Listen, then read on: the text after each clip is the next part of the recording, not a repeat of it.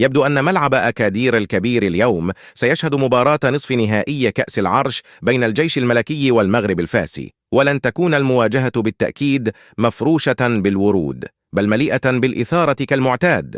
الجيش الملكي يدخل اللقاء وكأنه ينتقم لنهاية موسم مخيبة بعد أن ضاع منه اللقب، معتقدين أنهم كانوا يستحقون النهاية السعيدة ويصعدون لمنصة التتويج.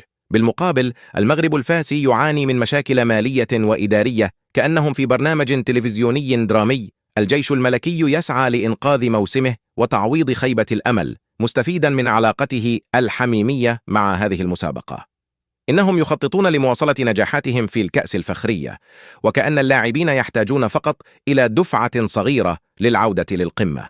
في المقابل، المغرب الفاسي يحلم بالمصالحة مع الألقاب، لكن يبدو أن حظهم العاثر هذا الموسم لن يجعل الأمور سهلة، خصوصا مع